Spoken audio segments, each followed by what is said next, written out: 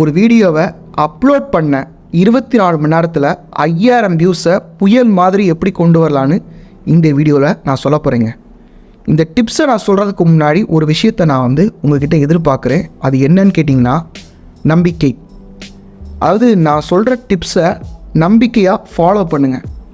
சிலர், நிறைய பேர் கிடையாது, சிலர் கமெண்ட் பண்ணுறீங்க, உங்களுடைய சேனலில் 10,000 சப்ஸ்கிரைபர்ஸ் தானே இருக்குது, நீங்கள் எப்படி ஷார்ட்ஸ் போடாதீங்கன்னு சொல்கிறீங்க, லைவ் போடாதீங்கன்னு சொல்கிறீங்க, டெய்லி வீடியோஸ் போடாதீங்கன்னு சொல்கிறீங்க, உங்கள் சேனலை டெலீட் பண்ணிவிட்டு புது சேனல் ஆரம்பிங்கன்னு சொல்கிறீங்க, உங்களுக்கு என்ன அத்தாரிட்டி இருக்குது அப்படின்னு சொல்லி கேட்குறாங்க.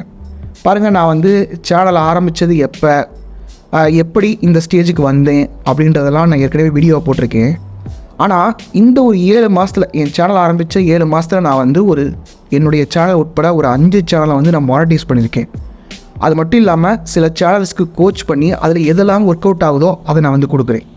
என்னுடைய சேனலை பொறுத்த வரைக்கும் நான் வாரத்தில் 2 வீடியோ தான் போடுறேன். நான் ஷார்ட்ஸ் பிடிக்கலைன்னு சொல்லிவிட்டு எனக்கு பர்சனலாக ஒரு ஷார்ட்ஸில் ஒரு 60 செகண்டில் எதுவுமே சொல்லிக் கொடுக்க முடியாதுன்னு நான் ஷார்ட்ஸ் போடுறதில்ல, லைவ் போடுறதில்ல.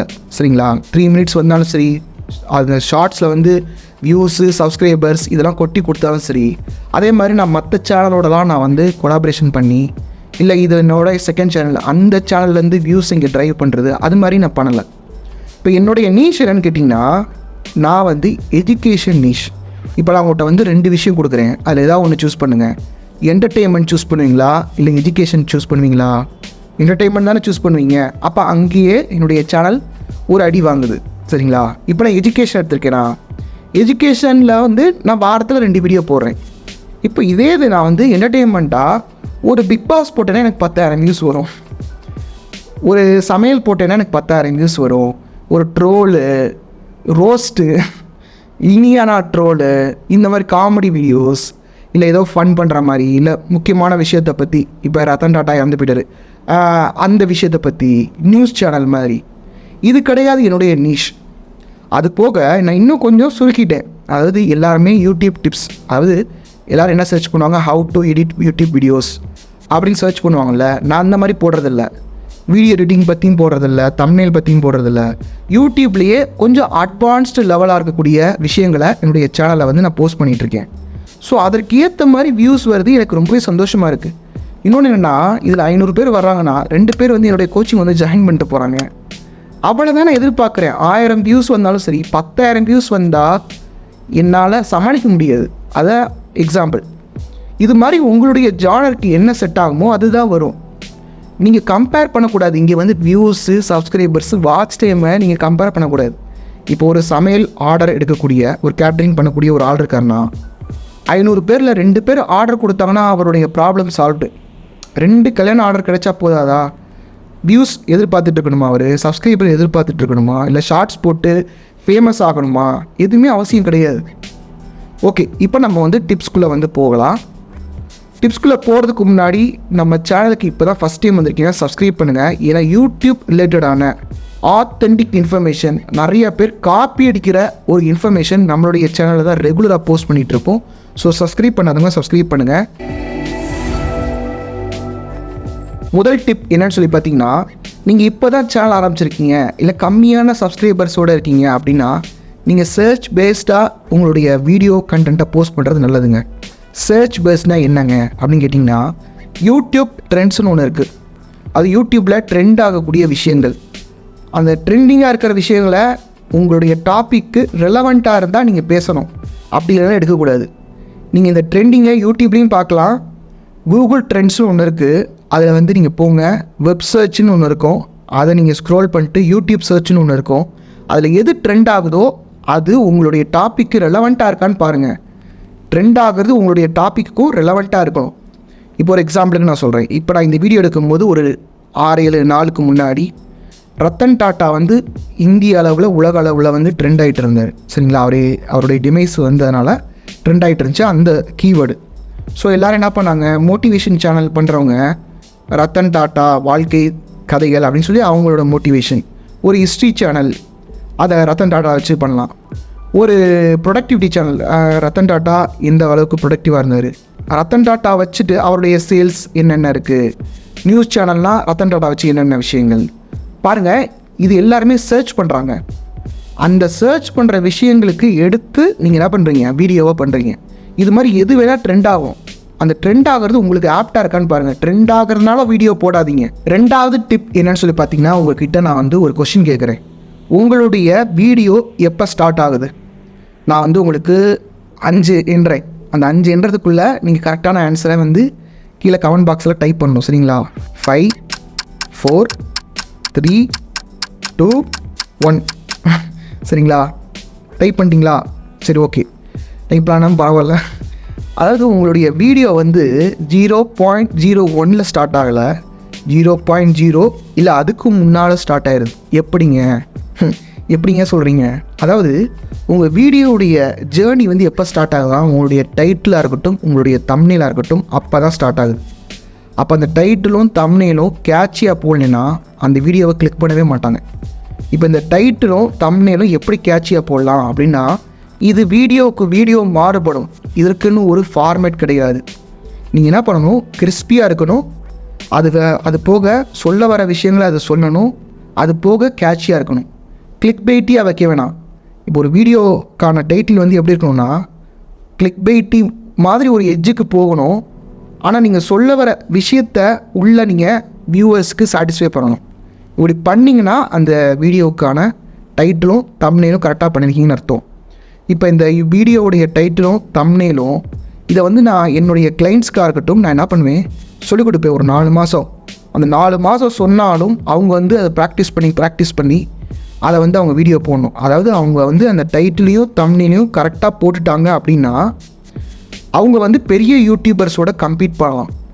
இந்த ஒரு விஷயத்த யூடியூப் ஜனநாயகமாக வச்சுருக்கு. யார் டைட்டிலையும் தம்ப்நெயிலையும் கரெக்டாக போடுறாங்களோ அவங்களுக்கு ஏற்ற மாதிரி வியூஸ் கொடுக்குது. அடுத்த டிப் என்னன்னு சொல்லி பார்த்தீங்கன்னா, உங்களுடைய வீடியோவை சரியான நேரத்தில் போஸ்ட் பண்ணணுங்க.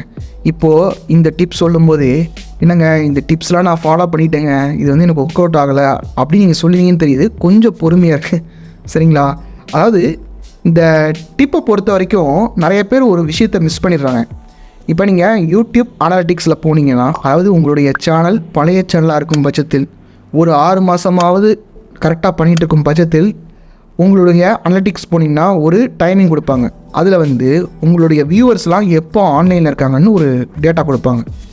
நீங்கள் வந்து அதை பார்த்தீங்கன்னா ஒரு 6 மணிக்கு கொடுத்துருக்கலாம், ஒரு 5 மணிக்கு கொடுத்துருக்கலாம்.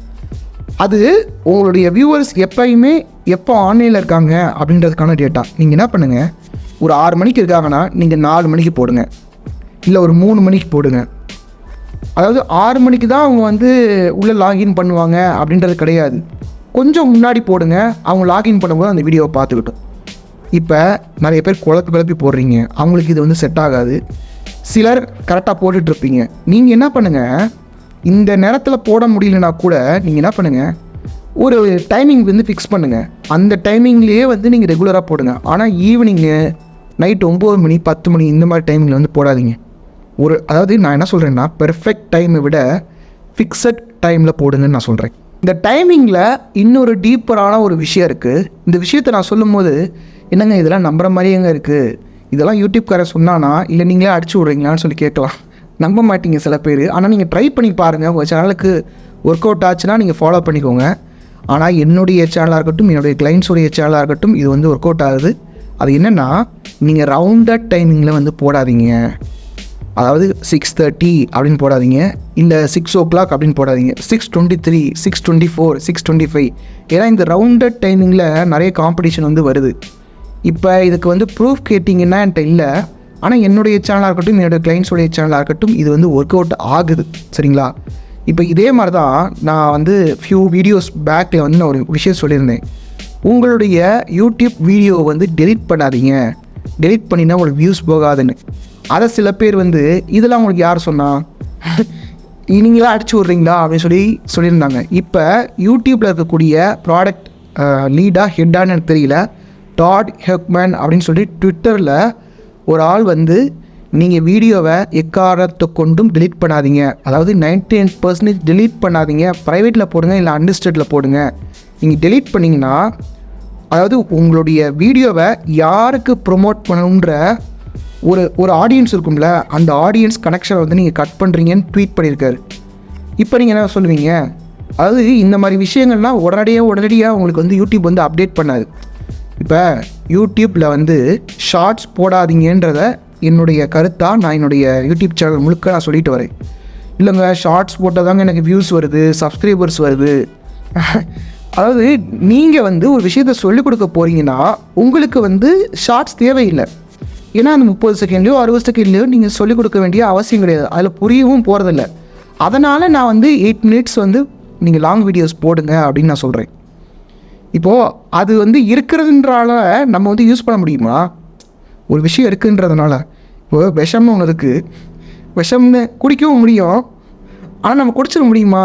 வாய்க்கில் ஊற்றுனா போகும், ஆனால் குடிப்போமா? அது மாதிரி நம்ம சேனலுக்கு ஷார்ட்ஸு தேவையில்லைன்னு நான் முடிவு பண்ணிட்டேன். அதே மாதிரி உங்களுடைய சேனலுக்கும் இப்போ நீங்கள் வந்து ஆக்டிங் பண்ண போகிறீங்க, இல்லை கப்புள் விளாக்ஸ் போட போகிறீங்க, இல்லை சினிமாவில் வாய்ப்பு தர போகிறீங்க, சீரியலில் போக போகிறீங்க, ஃபேம் தேவை அப்படின்னா நீங்கள் வந்து உங்கள் வீடியோ யார் வேணால் பார்க்கட்டும், நீங்கள் ஷார்ட்ஸ் போடுங்க. இல்லை நான் வந்து டீச் பண்ண போகிறேன் அப்படின்னா நமக்கு இது போதும், லாங் வீடியோஸே போதும்.